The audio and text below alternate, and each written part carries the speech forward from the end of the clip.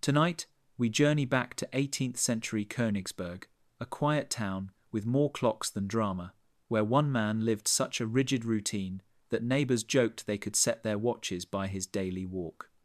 Immanuel Kant, the philosopher who never left his hometown, somehow built a moral system so vast and so uncompromising that it still rattles restless minds centuries later.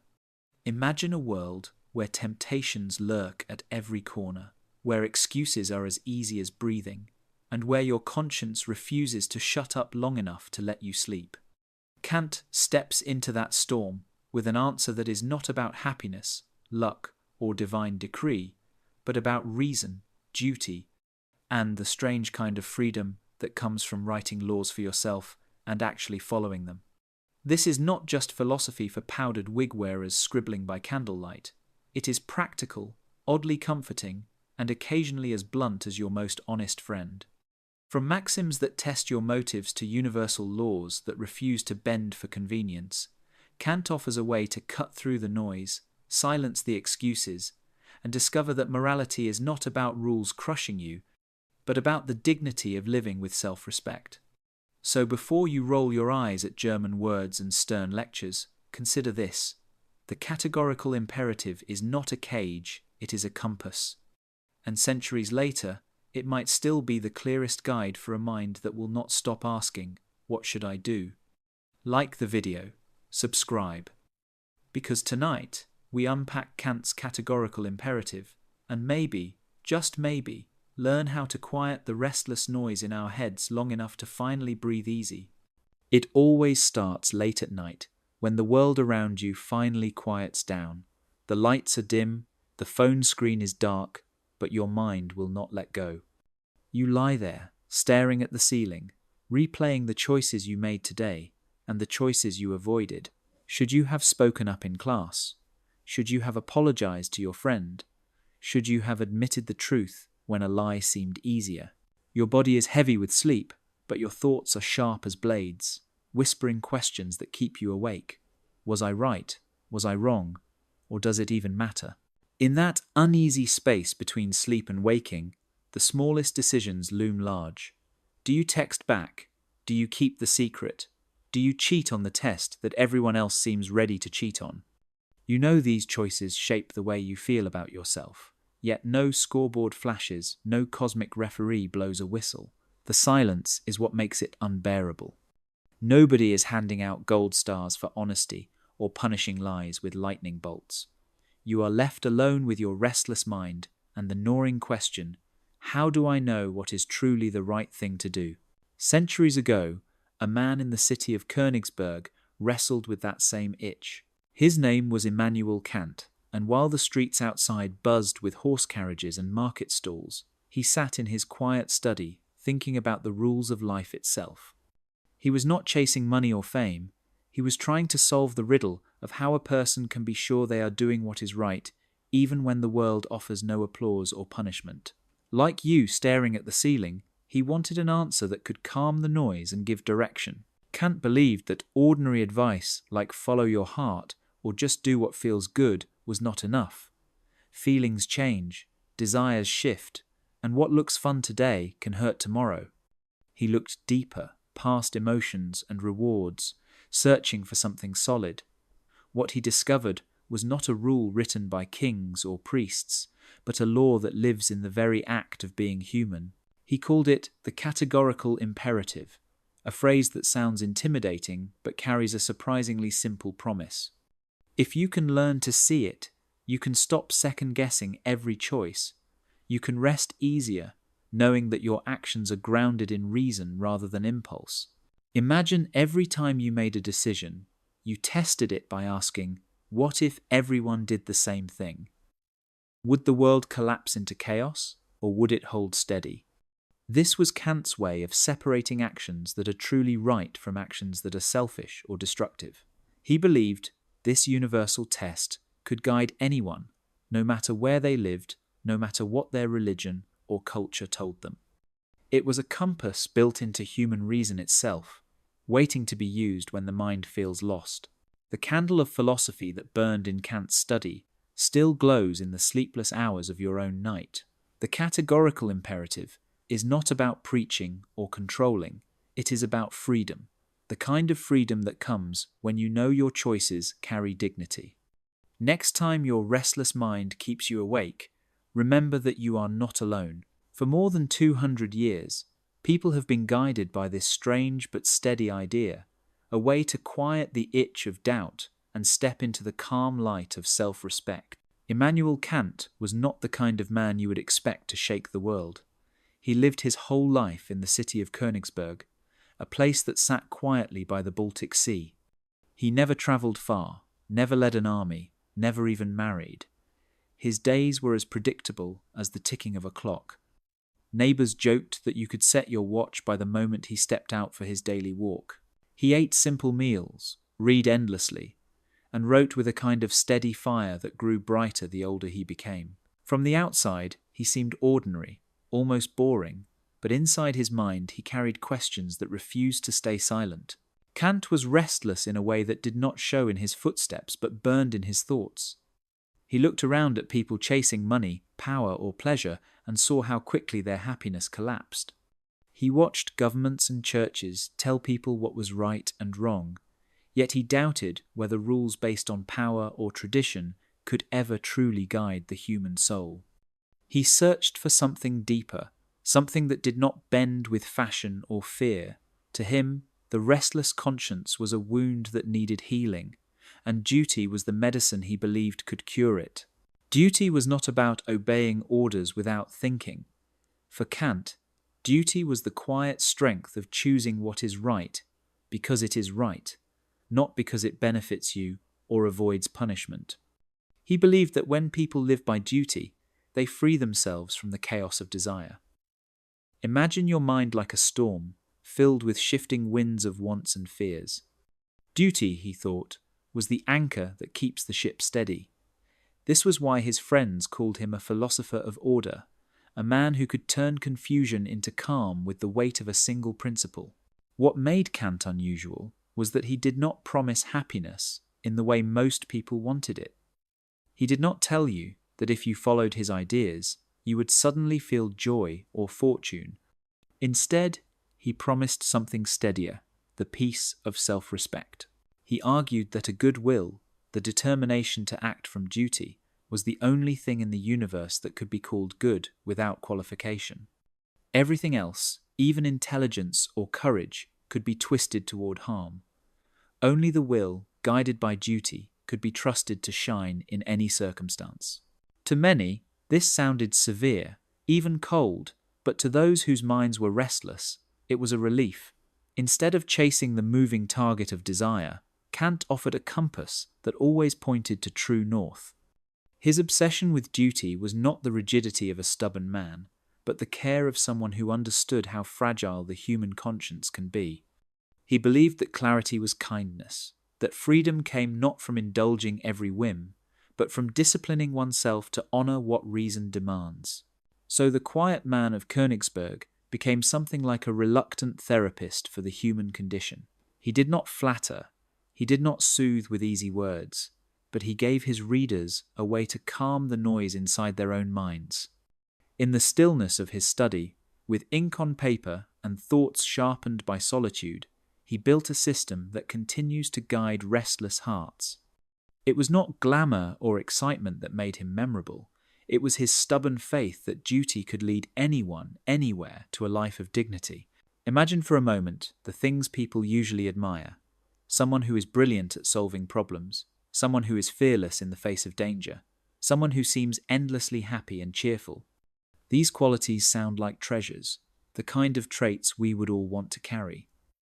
But Kant looked at them with a sharper eye and asked a dangerous question.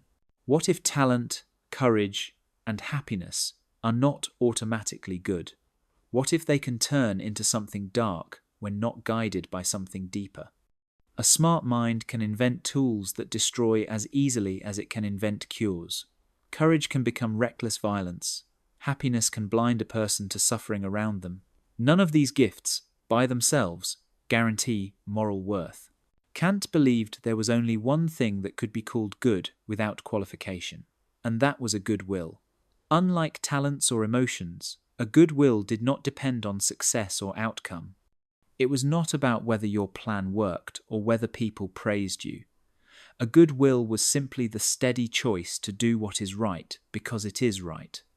Even if you failed, even if no one noticed, the value of a good will remained untouched. This was radical because it took the spotlight away from achievements and placed it on intention. The world often judges you by results, but Kant insisted that morality lives in the heart of your decision before the outcome ever arrives.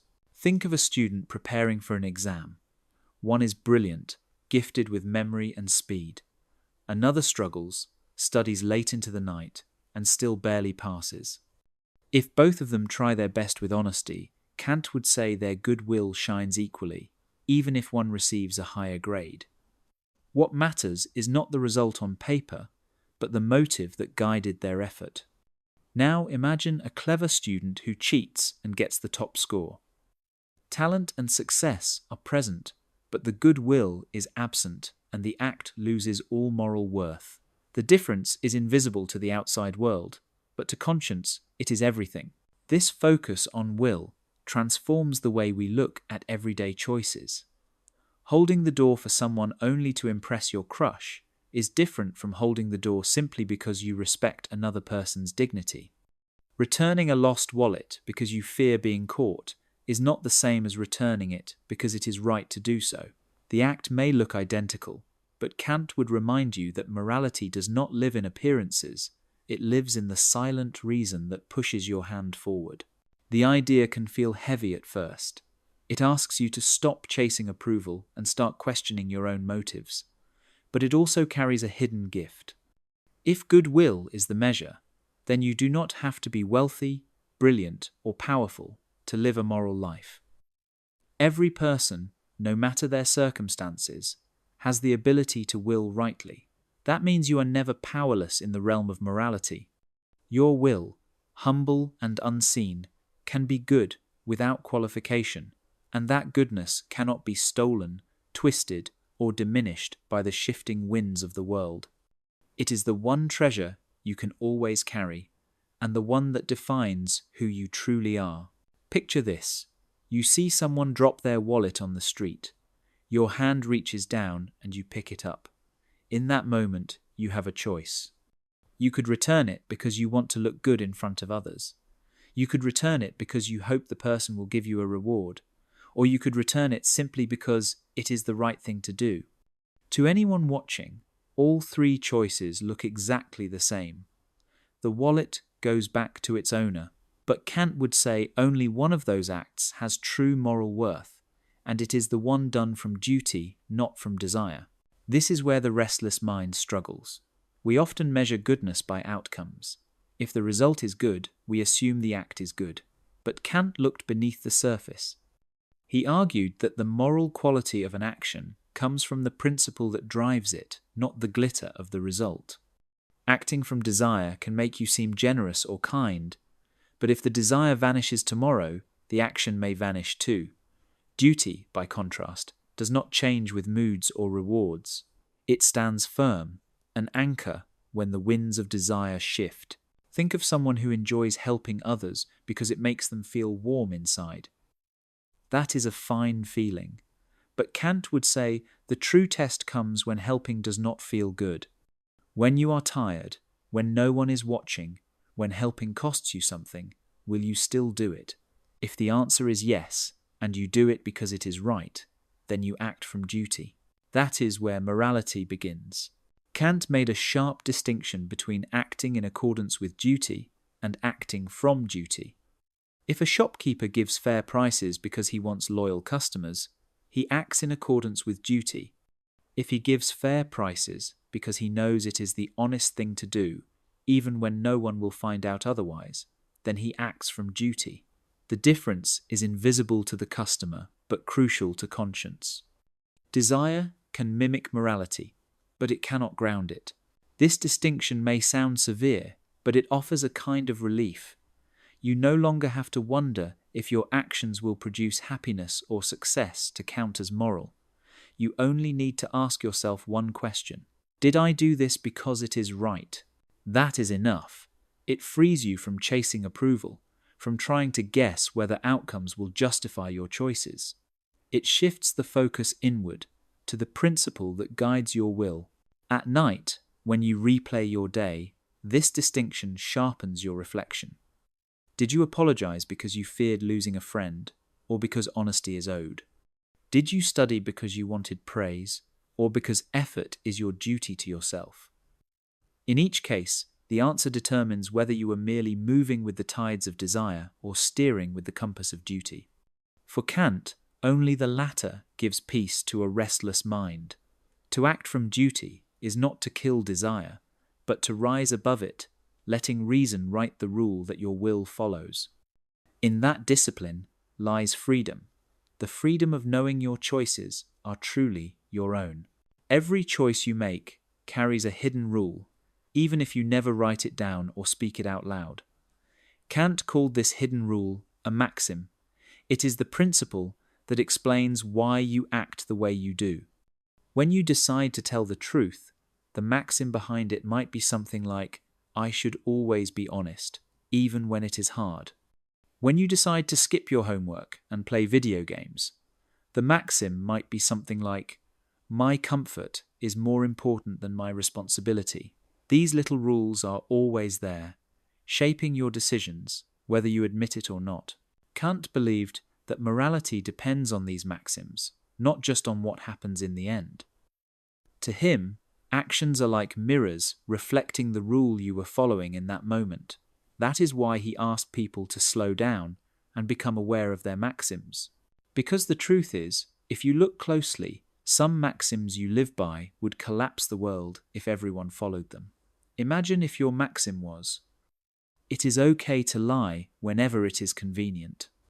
If everyone lived by that rule, trust would vanish, promises would mean nothing, and even friendships would dissolve.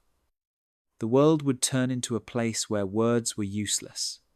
That is why Kant used maxims as a test, to see whether your personal rule could hold up if it became a universal law. Writing your own maxims may feel strange at first, but it is like turning on a light in a dark room. Suppose you are tempted to steal from a store. The maxim might be, it is okay to take something without paying when I want it. Then you ask, what if everyone followed that rule? The result would be chaos. No one would trust stores, and trade would collapse.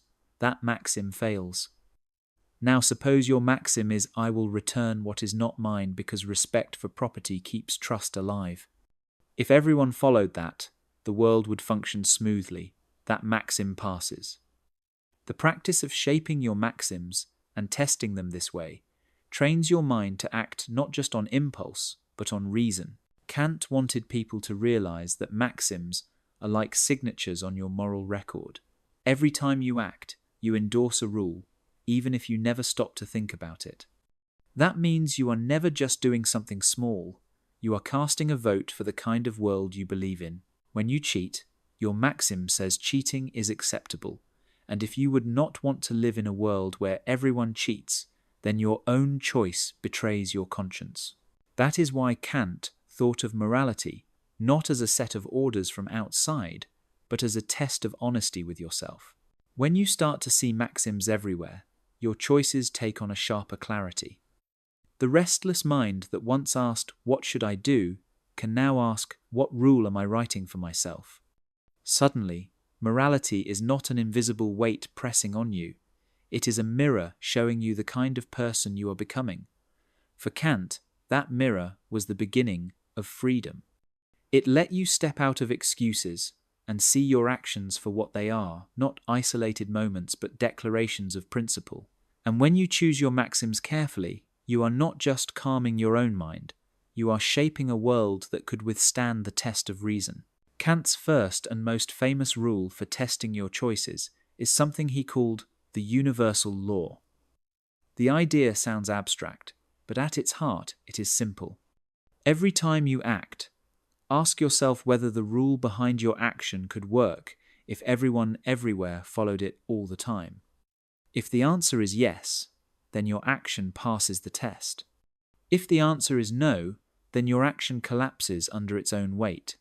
This is what makes it a stress test for your maxim, a way to see if your hidden rule is strong enough to stand as law for all humanity.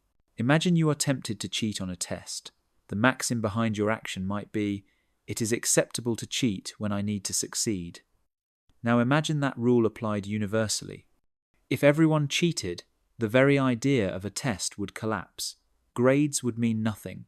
Teachers would stop trusting, and learning itself would lose value. The rule destroys the very system it depends on. That is what Kant meant when he said a maxim fails in conception. It cannot be thought as a universal law without breaking the logic of the situation. Another example is lying to get out of trouble. If your maxim is, "It is okay to lie whenever it helps me," then picture a world where everyone lies. Promises, contracts, and even casual conversations would lose meaning. Trust would vanish because no one could believe anything said. The rule swallows itself whole, and once again it fails the stress test. Kant believed that when a maxim cannot be universalized without contradiction, it has no moral worth, no matter how convenient it feels in the moment. But there are also maxims that pass. Take the rule, "I will keep my promises." If everyone followed this, trust would grow, relationships would strengthen, and cooperation would flourish. Or the maxim, "I will help others when I can." If everyone acted on this, the world would not collapse, it would become more stable. These are the kinds of rules Kant believed reason could accept as universal laws, guiding us beyond selfish desire and into the realm of morality. What makes this test powerful is that it forces you to step outside your own bubble. When you run the universal law check, you stop asking, "What do I want right now?" and start asking, "What kind of world am I endorsing?" It transforms morality from a private feeling into a public responsibility. Each action becomes a vote for the world you believe should exist. If your maxim is strong enough to be willed as a law for all, then your conscience can rest. If not, then you know your choice carries a flaw you cannot justify. For restless minds, the universal law offers both clarity and challenge. It demands honesty, because you cannot hide behind excuses once you picture everyone doing the same as you. Yet, it also brings peace, because it gives you a standard that does not shift with moods or crowds. You can act with the confidence that your choice has been tested against reason itself. In that sense, Kant's universal law is less a burden and more a light, a steady flame, showing the path when the shadows of confusion grow long. Kant's universal law sounds straightforward until you begin to notice the ways a maxim can fall apart under its pressure.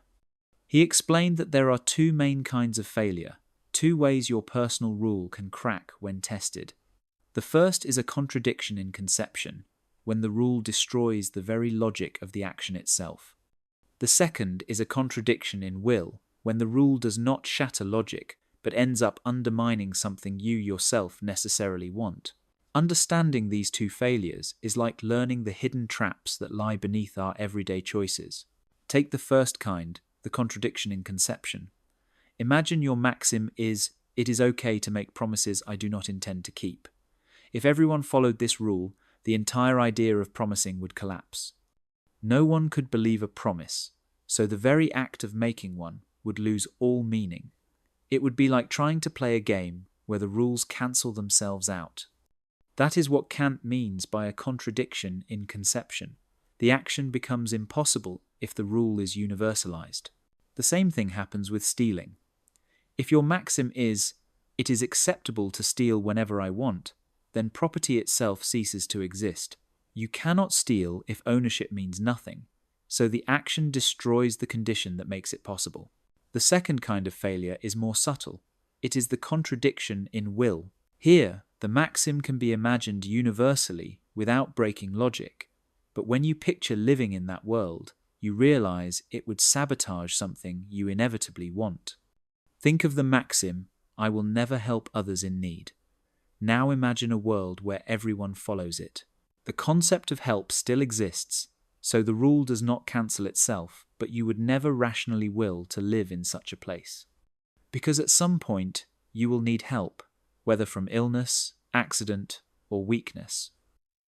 And in a world where no one helps, you would be abandoned. The maxim clashes with your own necessary will to survive and flourish.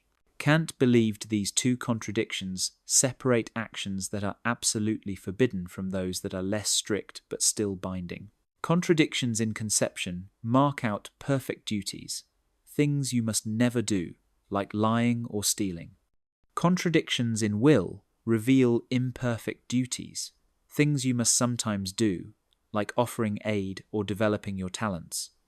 The distinction is not meant to weigh you down, but to give clarity, to show that morality has different layers of necessity. Some rules are iron walls, others are guiding paths, but both matter. When you begin to test your choices with these two lenses, life gains a sharper texture.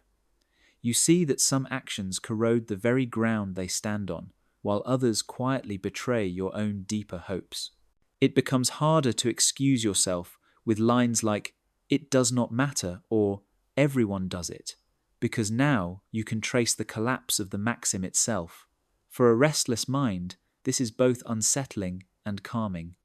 Unsettling because excuses dissolve, but calming because the structure of morality becomes visible. Kant's two kinds of contradiction turn vague guilt into reasoned judgment, giving you a lantern to carry into the dark corners of your decision-making.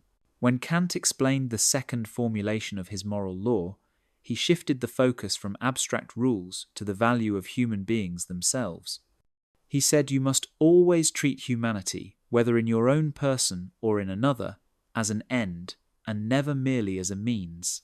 At first, this sounds like a complicated phrase from a dusty philosophy book, but its meaning is both simple and powerful.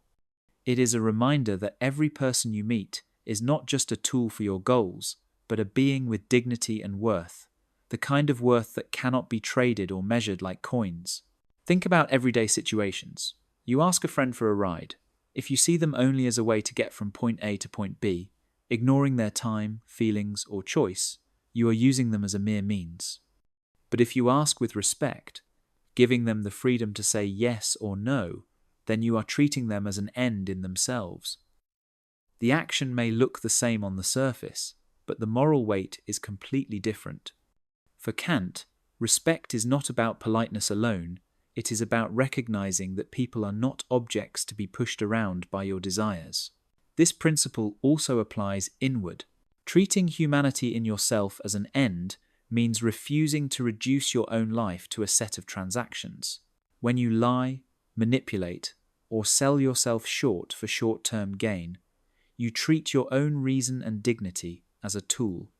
Kant insisted that the human capacity to think and choose freely is sacred, and you must honor it not just in others but in yourself. This was his way of saying that self-respect is not pride, it is duty. History is full of examples where this truth was ignored. Slavery treated human beings as tools of labor.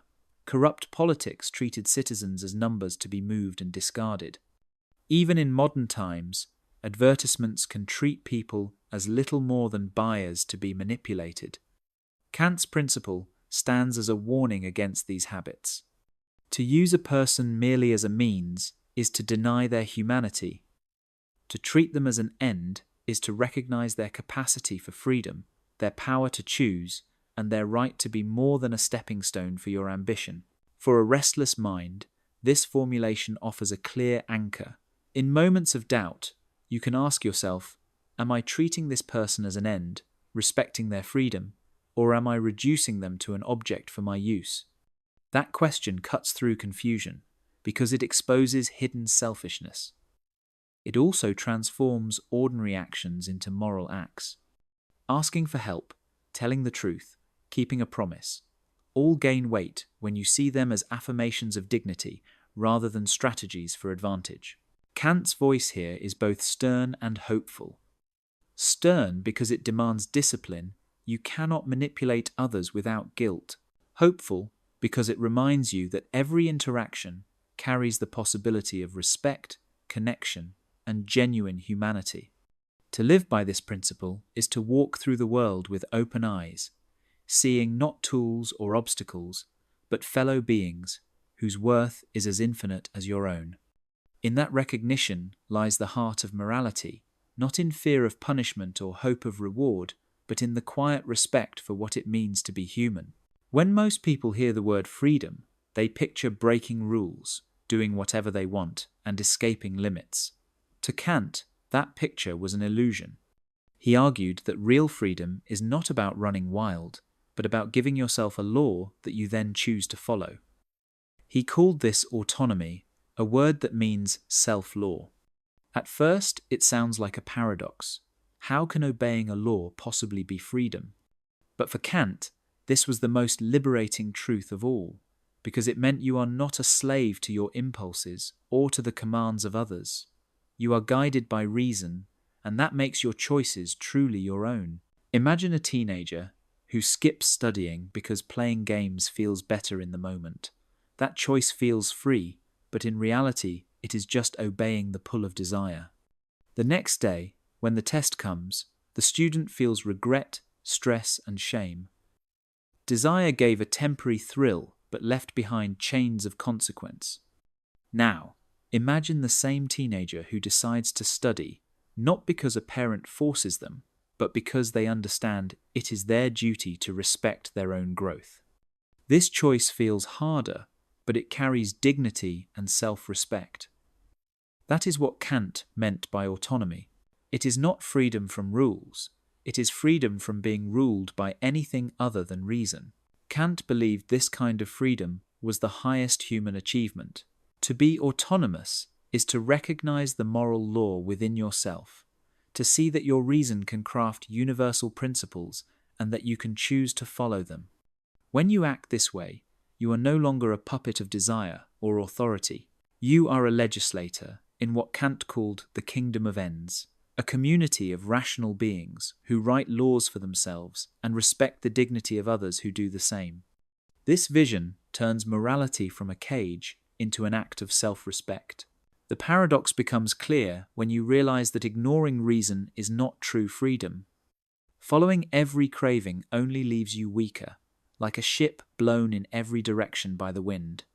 By contrast, choosing to follow the moral law gives you direction, stability, and inner peace. You are not tossed about by every temptation. You are steering your own course. This is why Kant thought autonomy was liberation, because it gave the restless mind something firm to stand on in a world of shifting desires. Think of moments when you felt proud of yourself. Maybe you resisted peer pressure. Maybe you told the truth when lying would have been easier. Maybe you stood up for someone who had no voice. In those moments, you acted autonomously. You were not free because you ignored rules. You were free because you wrote your own rule in line with reason and dignity. Kant's vision reminds us that true freedom is not wildness, but responsibility. It is the strange but beautiful gift of becoming your own lawgiver, a person who can sleep at night knowing they live not by the chains of desire, but by the steady guidance of reason. Kant's moral world is not a flat plane where every duty looks the same. He drew a sharp line between two kinds of duties, the ones he called perfect and the ones he called imperfect. The distinction matters because it explains why some rules feel like absolute walls that you cannot break, while others feel more like guiding paths that give you space to choose how and when to act. Understanding this difference can ease the pressure of moral confusion, while also showing why certain acts carry an unshakable weight. Perfect duties are strict. They admit no exceptions and no excuses. If a maxim fails the test of universal law by collapsing into contradiction, then you have discovered a perfect duty. For Kant, lying is the clearest example. If everyone lied whenever it suited them, truth would dissolve and communication itself would be impossible. Therefore, the duty to be truthful is perfect. The same logic applies to stealing or breaking promises. These duties are absolute because the very concepts they depend on collapse under universalization. To break them is to betray the foundation of morality itself. Imperfect duties are different. They do not collapse into contradiction if ignored, but they clash with what any rational person would will for themselves. Think about developing your talents. If your maxim is, "I will never improve myself," the concept still makes sense. The world would not break if everyone lived lazily. But Kant argued that no rational being could will such a world, because everyone at some point wants the power and dignity that comes with growth. Therefore, you have a duty to nurture your abilities, but this duty allows freedom in how and when you do it. Helping others works the same way. A world where no one helps would be miserable, yet it is not logically impossible. Still, you would never will to live in such a world. So, the duty to offer aid is real, but you decide the form it takes. This balance between perfect and imperfect duties makes Kant's system both demanding and flexible. It demands that you never cross certain lines, like lying or stealing, but it also recognizes that life requires judgment. You cannot help everyone at every moment, nor can you spend every second sharpening your skills. Imperfect duties invite discretion while still calling you to act. They remind you that morality is not just about avoiding harm, it is also about cultivating the good. For a restless mind, this distinction provides relief. It explains why some choices feel like absolute betrayals, while others feel like matters of priority. It allows you to say with certainty, "I must not do this," while also saying with hope, "I should strive toward that." Kant's framework ensures that morality is not an impossible weight, but a map with firm boundaries and open roads. Perfect duties protect the moral ground from collapse. Imperfect duties encourage the flourishing of life within those boundaries. Together, they offer a vision of morality that is both strict and human, both unbending and inspiring. They remind you that living well is not only about refusing to do wrong, but also about embracing the opportunities to do right. The story goes like this. A murderer comes to your door, asking if your friend is hiding inside. You know the truth. Your friend is indeed in the house. Should you lie to save them? This strange example is one of the most famous tests of Kant's philosophy, and it has been repeated for centuries as proof that his theory is either unshakably honest or unbearably rigid. People imagine Kant coldly declaring that you must tell the truth, even if it leads to disaster, but the real story, and the way he framed it, is more complicated than the caricature suggests. Kant's strict view on lying came from his belief that truth is the foundation of trust, and trust is the foundation of human society. Once lying is accepted, even in small cases, the very possibility of communication collapses.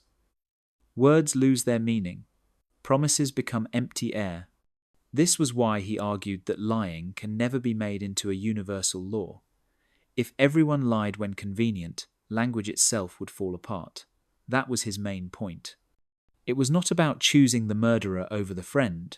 It was about protecting the fabric of truth that allows morality to exist at all. Still, people bristle at the idea. How could morality demand truth when truth might cause harm? The murderer case pushes this tension to the extreme. Critics accuse Kant of ignoring real human stakes, of caring more about rules than about lives. Yet Kant was not telling people to help murderers. His deeper claim was that you cannot control the consequences of your actions, only the principle behind them. If you lie and the murderer finds your friend anyway, you carry the guilt of dishonesty on top of tragedy. If you tell the truth, you remain aligned with duty, even if the world turns cruel. The focus is not on calculating outcomes, but on keeping your will pure. This is where modern readers often misinterpret him. Kant never said you must blurt out information to anyone who asks. He said, you must not lie, there is a difference. Refusing to answer, deflecting, or even physically blocking the murderer are not lies. The point was that once you step into falsehood, you poison the moral ground you stand on. For Kant, the slippery slope begins the moment you make exceptions. The takeaway is not that you should hand over your friend to danger, but that truth holds a sacred place in moral life. Lies may appear helpful in the moment, but they erode the trust that makes freedom and respect possible. Kant's warning is that when you build morality on outcomes, you gamble with forces you cannot control. When you build it on principle, you stand on solid ground, even when the world is cruel. The murderer at the door remains a haunting example because it exposes how fragile our faith in truth really island. For restless minds, it asks a harder question. Do you want morality to bend with every storm, or do you want it to stand firm like a lighthouse, shining even when waves crash against it? Kant chose the lighthouse, and whether you agree or not, his point forces you to see that lying is never just about the moment, it is about the future of trust itself. Kant's idea that every human must be treated as an end in themselves can sound lofty and abstract, like something carved into marble. But its real power is in how it reshapes ordinary life. Respect and dignity are not just grand words for speeches, they are the quiet practices that build trust and safety in daily interactions. When you see another person as sacred, not in a mystical sense, but in the moral sense, you begin to handle their choices and their boundaries with care. This is what Kant meant when he spoke of humanity as an end, and it is how his philosophy reaches into conversations, relationships, and the ways we carry ourselves. Think about consent.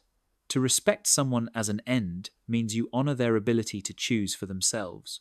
Whether it is borrowing a friend's belongings, entering their personal space, or starting a relationship, consent is the way we affirm their dignity. When you act without asking, you treat them like a tool for your purpose.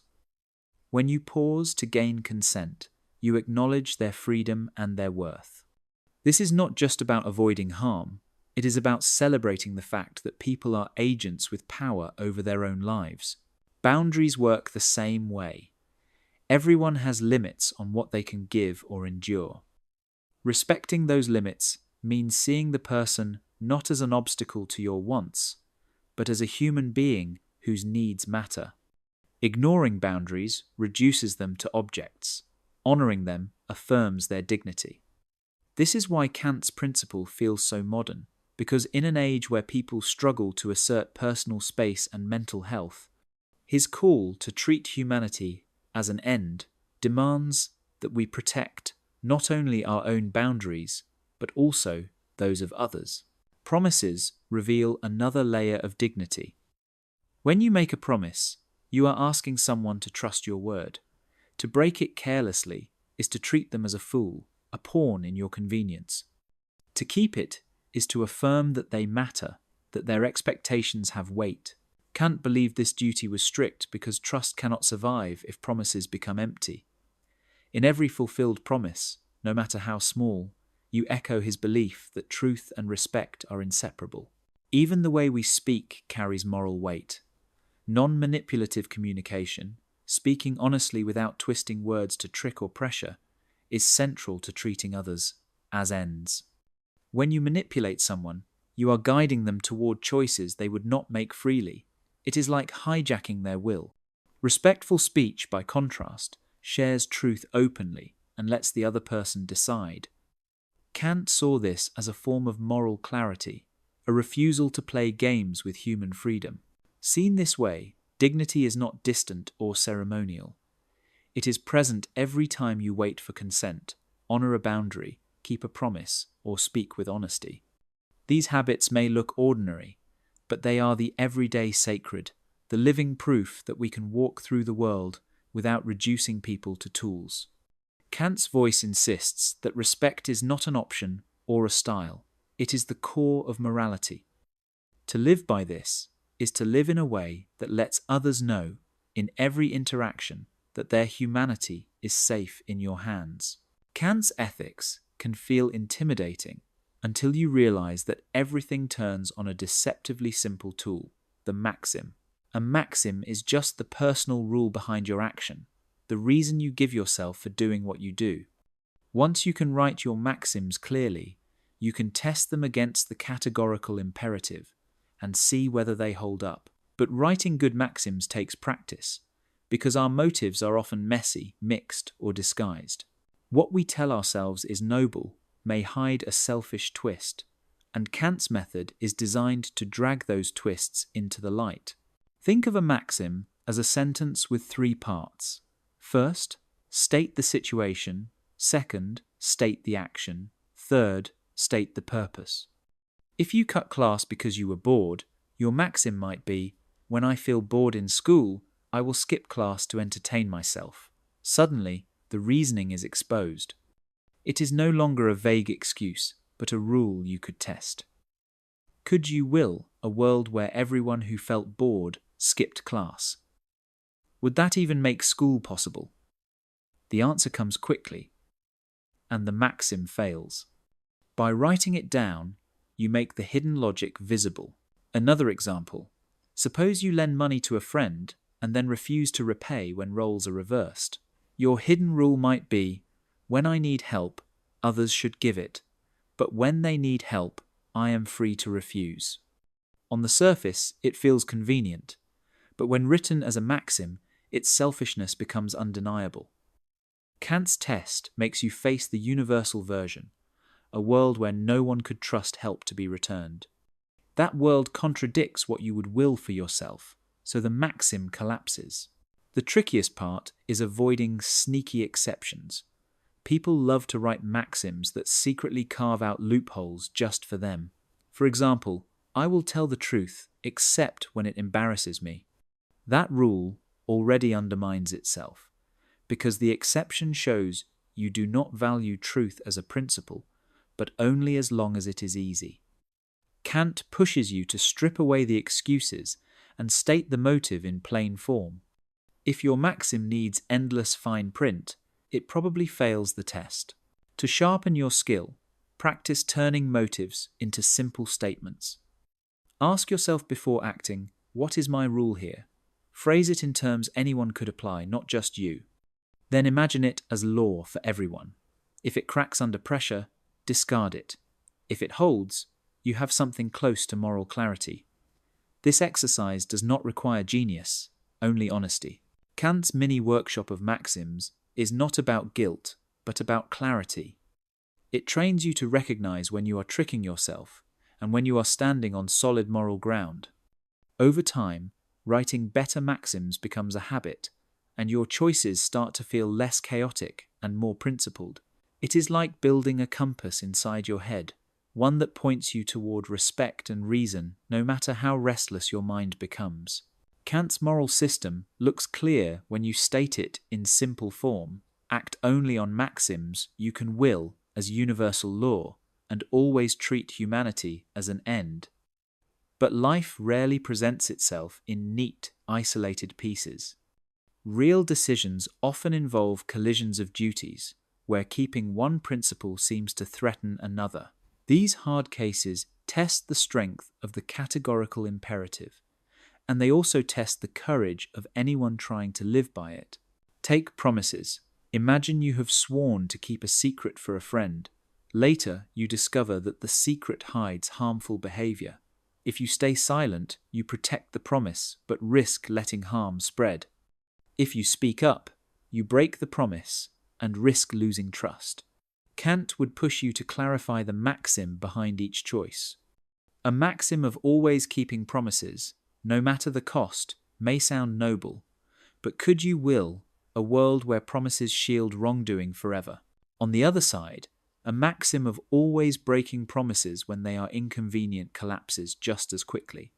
The challenge is to find a maxim that can stand universally, such as promises must be kept, unless keeping them directly destroys the dignity or safety of others. This is not a loophole, it is the deeper recognition that the principle of respect underlies the duty of promising in the first place. Privacy raises similar puzzles. Suppose you stumble upon information about someone that could ruin their reputation. Do you share it? The duty to respect others as ends suggests you should guard their privacy. But what if silence shields a danger to others? The maxim you craft here matters. Is it, I will protect privacy even when it covers harm, or is it, I will protect privacy, except when it hides actions that clearly endanger others. Testing these against universality exposes which one preserves the dignity of all rational beings. Privacy is sacred because it affirms autonomy, but it is not absolute when it undermines the very humanity it is meant to protect. Whistleblowing is perhaps the most vivid example. A worker discovers corruption in their company.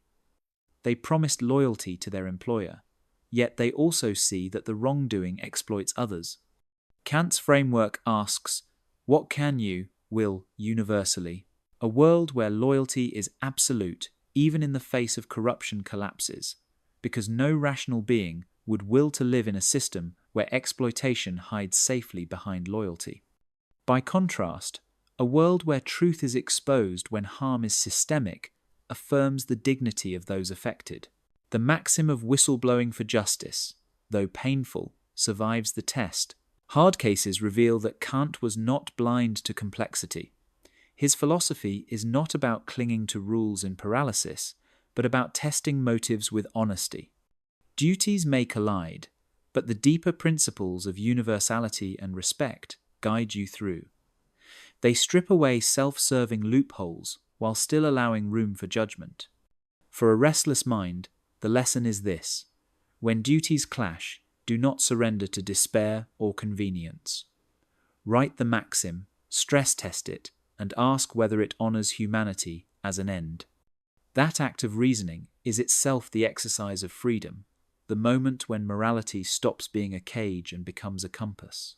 Life does not play fair. Some people work hard and fail. Others cut corners and succeed. A student studies late into the night, but still earns a poor grade. Another barely tries and lands an easy win. If you look only at outcomes, it feels like the universe mocks effort and rewards chance. Kant saw this problem clearly and offered a way out.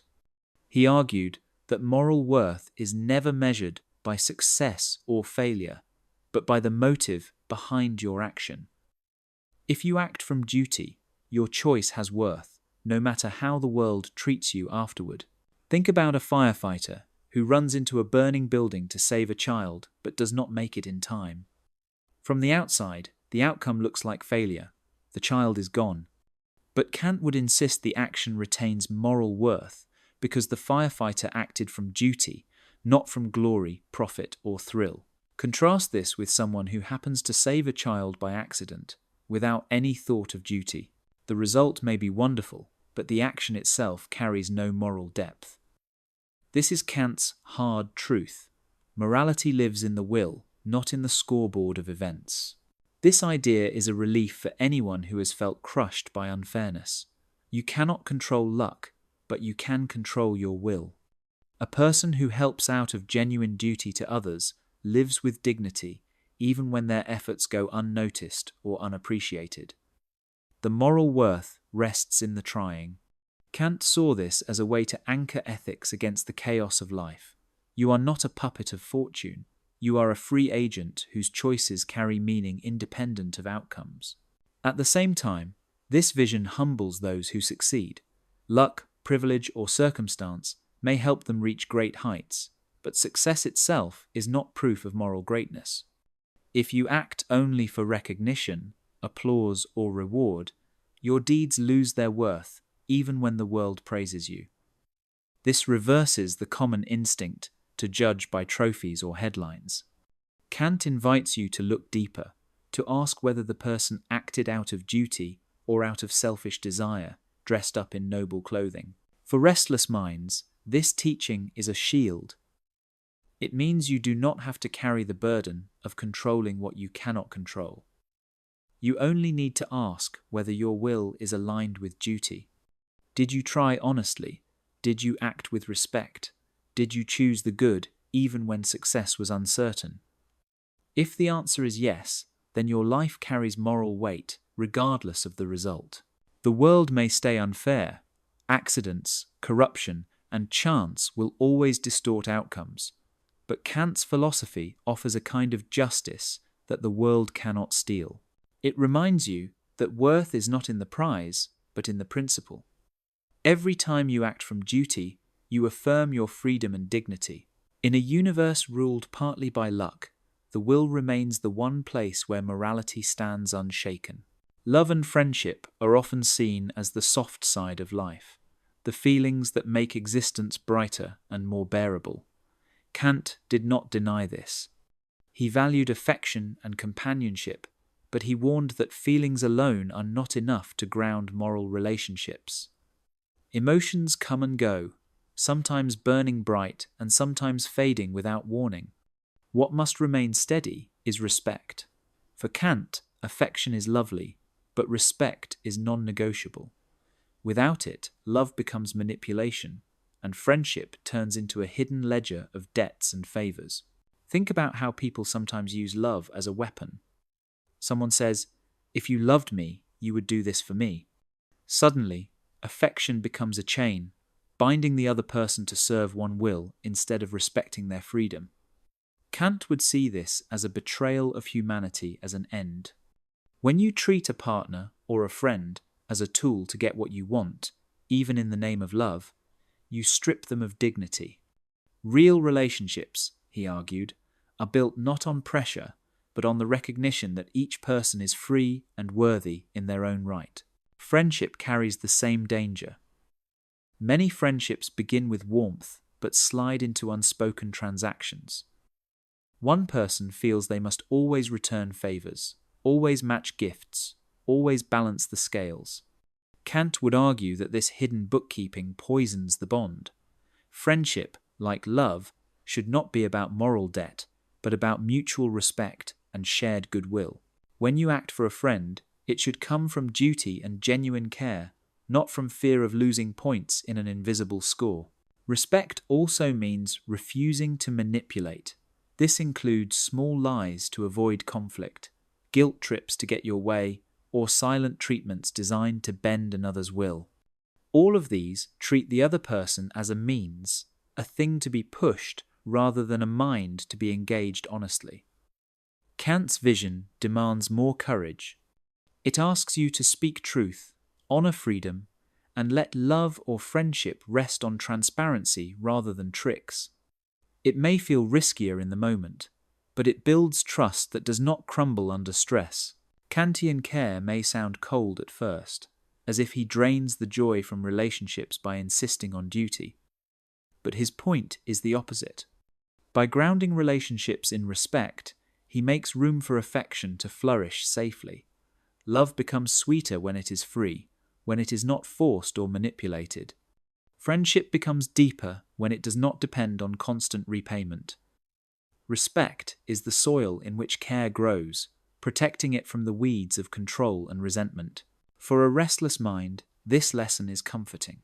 You do not have to wonder whether your love is enough or whether your friendship measures up to some hidden scale. The moral core of your relationships lies in how you treat the other person's dignity. If you honor their freedom, refuse to manipulate, and act from genuine duty, you have given them the highest form of care.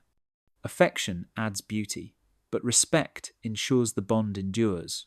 The workplace may not look like a battlefield of morality, but it is full of quiet choices that reveal whether you treat people as ends or as mere means. Kant's imperative shines here, because the pressure to succeed, earn money, and move ahead often tempts people to bend truth or sacrifice respect. From the way you write your resume to how you handle private data, the office is a stage where integrity is tested not in dramatic crises, but in small, daily acts. Take resume spin. Everyone wants to look good to an employer, but the temptation to inflate achievements or bend timelines is strong. At first it seems harmless, but when you lie, you treat the hiring manager as a tool to be manipulated rather than a rational person who deserves truth. You gamble with their trust to secure your gain. Kant would call this a failure of duty, because it cannot be willed as universal. A world where everyone lies on resumes would destroy the very process of hiring, leaving employers unable to trust any claim. Honesty, though harder in the moment, affirms the dignity of all involved. Data privacy is another modern test. Companies today handle oceans of personal information, from phone numbers to medical records. To use this data recklessly, or sell it without consent, is to treat people as commodities, reducing their identities to figures on a spreadsheet. Kant's principle cuts sharply here, reminding us that every piece of data belongs to a person with freedom and dignity. Respect means safeguarding information, not exploiting it for profit.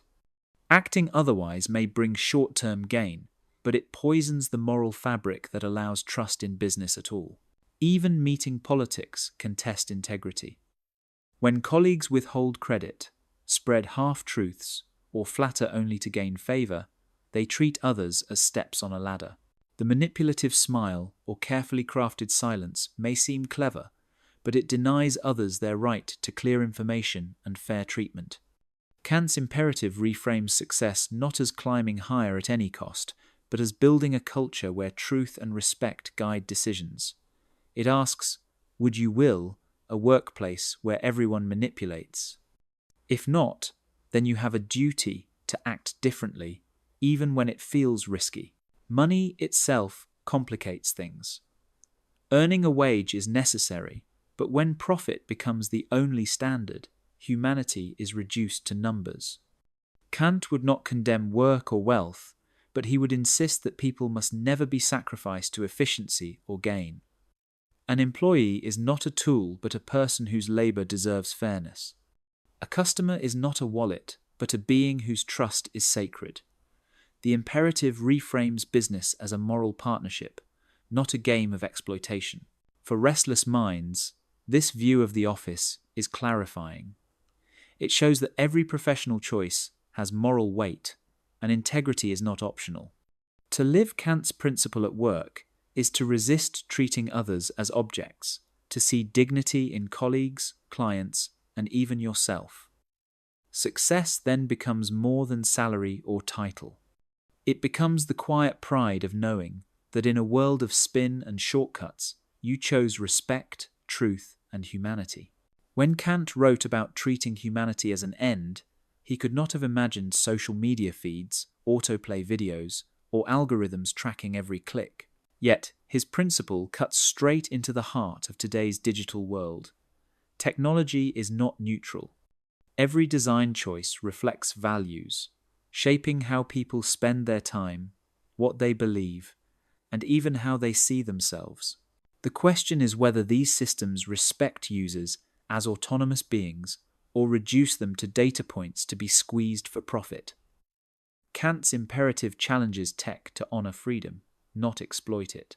Consider dark patterns, those sneaky design tricks that push people into choices they did not really want. A pop-up hides the decline button in grey, while the accept button glows in bright colour. A subscription buries the cancel option under layers of confusing menus. These are not accidents. They are strategies that treat users as tools for revenue. Kant would see them as clear violations of duty. The maxim behind them could never be universalized. If every interface manipulated choices, trust in technology would collapse. More importantly, the user's autonomy is denied, their freedom to choose reduced to a psychological game. Consent is another crucial test. Many apps collect vast amounts of personal data, often with little explanation or transparency. Users click agree because they have no real alternative, not because they fully understand what is being taken. Kant's principle demands honesty and respect here. Consent that is coerced or hidden is not true consent. To treat people as ends means giving them real knowledge and real freedom to decide how their information is used. Anything less is exploitation disguised as agreement. Algorithms themselves carry moral weight. When a feed prioritizes outrage because it generates more clicks, it treats users as means to an end, their attention harvested like crops. The maxim behind such design is chilling. Use whatever keeps people hooked, regardless of harm. This cannot stand as universal law because it destroys the very autonomy it depends on. Kant would argue that a morally designed algorithm must respect users' capacity to think and choose. offering clarity instead of confusion, guidance instead of manipulation. This does not mean technology must be cold or joyless. Entertainment, convenience, and connection are valuable, but they must be offered in a way that honors users as free beings. A platform that allows clear choices, respects boundaries, and avoids hidden traps embodies the spirit of Kant's imperative. It shows that profit and respect need not be enemies, that tech can serve people without reducing them to targets. For restless minds living in a world flooded with screens, this vision is grounding. It reminds you that every click, every swipe, is an encounter with systems designed by someone.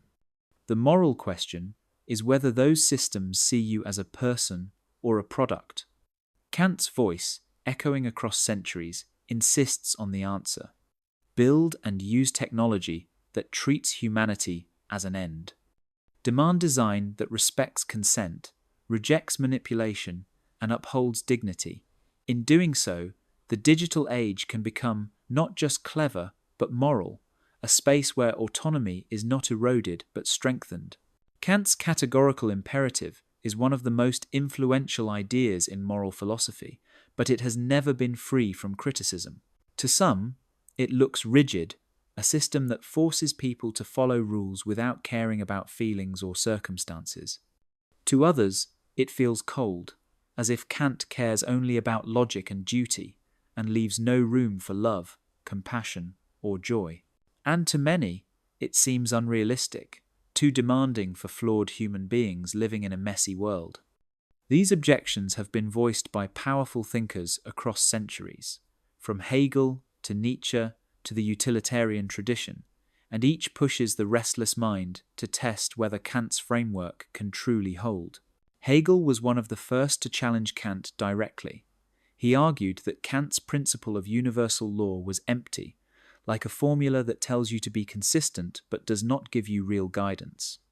Hegel thought that morality had to be grounded in social practices, in the living fabric of community, not just in abstract rules. Kant's reply is that the categorical imperative is not empty but necessary. Without the test of universality, morality collapses into custom and convenience, leaving no standard higher than tradition. For Kant, the power of his law is precisely that it rises above culture, offering a compass when society itself is corrupt. Nietzsche launched an attack of a different kind. He despised what he saw as Kant's slavish devotion to duty, calling it life-denying and hostile to the flourishing of strong individuals. Nietzsche wanted morality to be an expression of power and creativity, not obedience to rules. Kant's defenders respond that his system is not about crushing individuality, but about protecting dignity.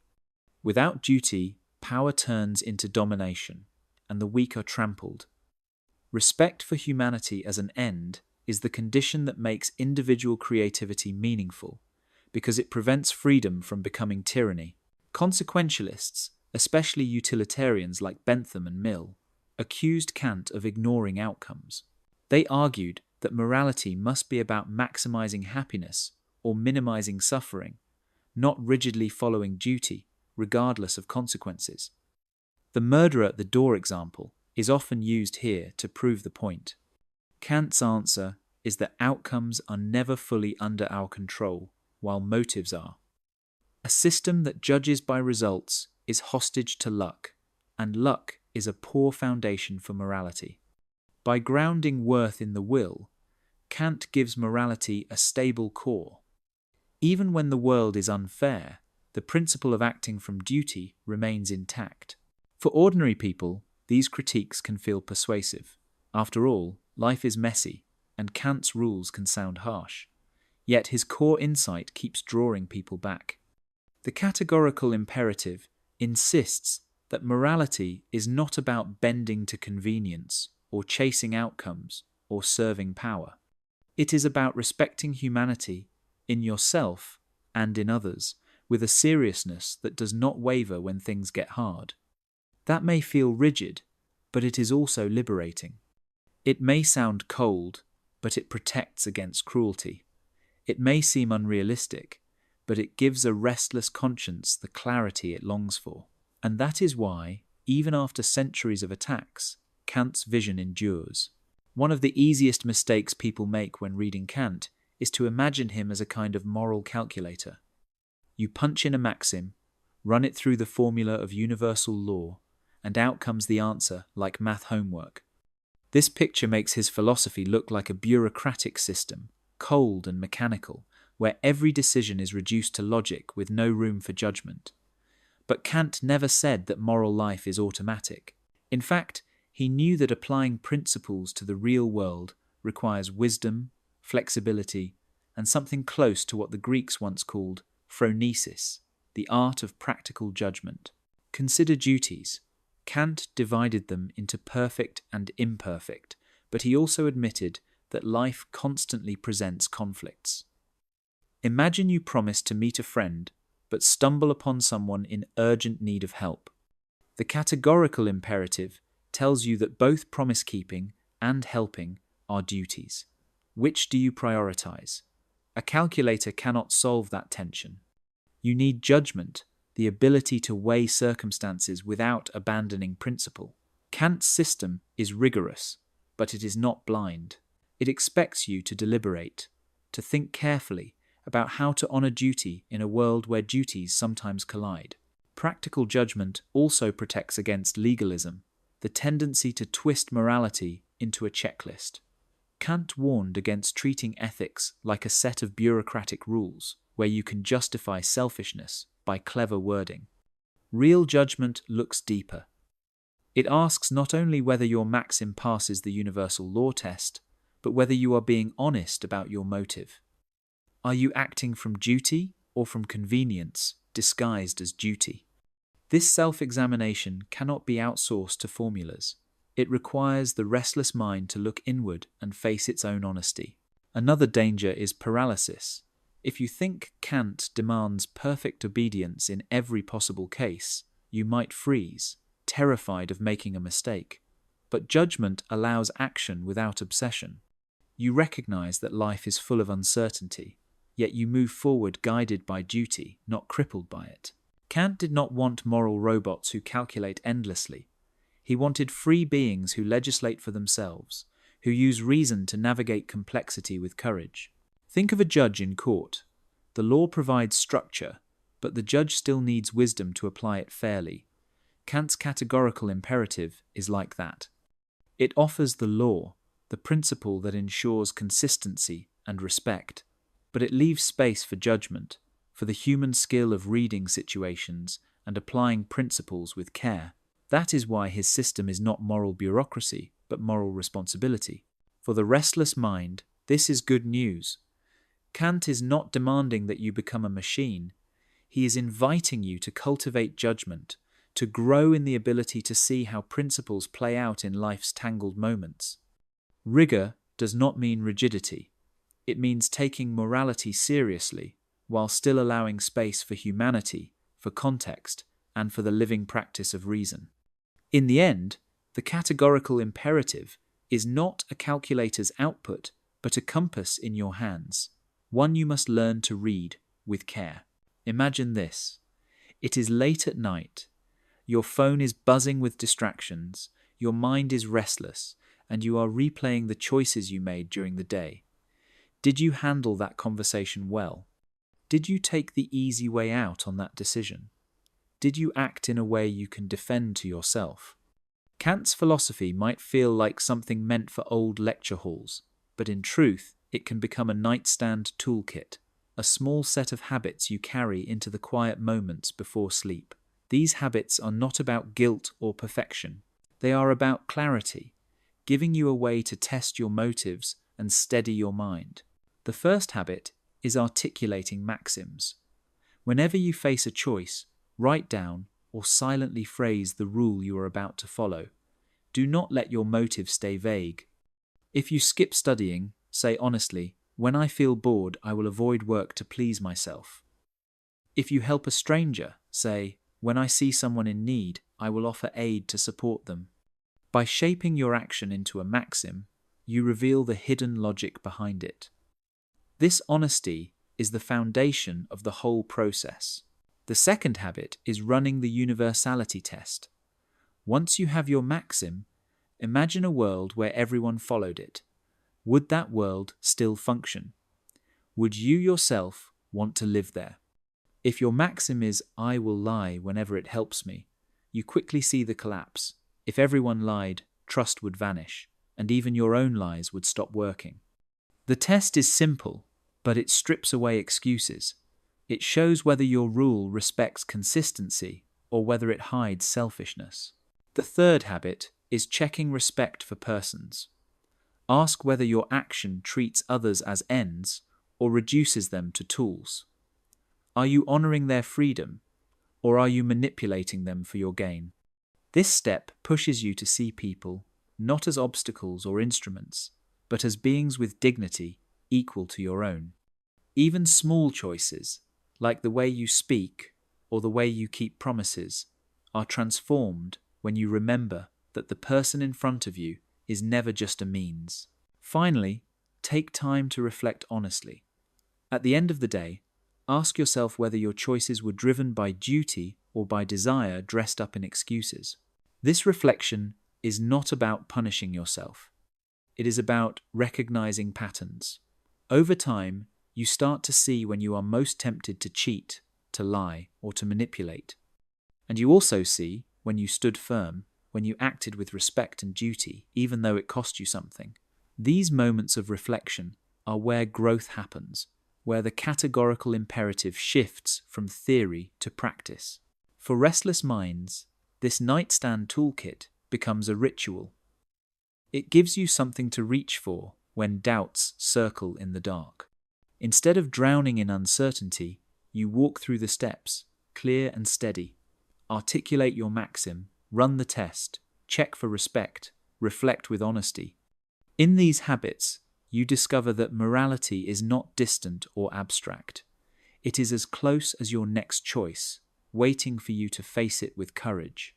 Imagine lying in bed at night, the ceiling dark above you, your mind replaying the day's choices, the conversations, the tiny moral crossroads that went unnoticed until the quiet. Sleep feels distant when regrets buzz like neon signs in your head, but there is a secret that Kant would nod at, a secret you can hold in your own hands. Morality is not about endless rules or the fear of judgment. It is about self-respect. When you act according to universal law, when you honor duty and treat others as ends, you are quietly telling yourself that your choices matter, that your life has integrity, and that you do not cheat yourself by taking shortcuts that compromise who you are. Self-respect is the soft pillow beneath the weight of anxiety. It is the calm that rises when you know you did not lie to gain an advantage, when you offered help even if no one noticed, when you kept a promise because it was right, not because it served your immediate comfort. These small acts accumulate like bricks in a wall, a protective shield against the restless guilt that comes from ignoring what you know is true. When your actions align with your principles, your conscience stops arguing with itself. You do not need to chase happiness or praise to feel settled. The quiet approval that matters comes from yourself, from the knowledge that you followed rules you could will for everyone, rules that respect the dignity of all. Sleep improves when you strip away excuses. The human mind loves to rationalize, to twist desire into justification. Kant shows that these tricks cannot hold under scrutiny.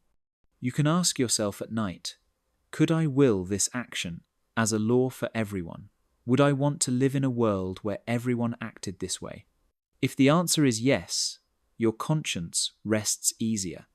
If the answer is no, you have your signal to adjust, not to punish yourself endlessly, but to refine your habits, to tune your moral compass so that it guides you steadily rather than spinning wildly. This is not perfection. You will slip, forget, get lazy, and feel frustrated. That is human. What changes is the lens through which you see yourself and your actions. You begin to measure not success by outcomes or luck, but by effort rooted in duty. You notice moments when you respect others, when you act from principle, when you reject shortcuts that compromise integrity. These moments become your nighttime reassurance, your bridge to peaceful sleep. The world may be unfair, people may be unreasonable, and life may push you into chaos, but your choices remain a territory you control, a place where your conscience can lie down quietly because it has not been sold or ignored. The peace of self-respect comes from turning universal law inward. It is a law that guides you without forcing you, a framework that frees instead of constricting. Each night, when your eyes close, you can feel the steadiness of a mind that knows it has acted with dignity and reason. Fewer regrets, less internal noise, a sense that even in small ways you did what is right. Sleep becomes not just a pause from life, but a reward for having met the day with integrity. Morality is not a burden. It is a gift you give to yourself, a quiet reassurance that tomorrow you can rise again with a clear mind and a settled heart.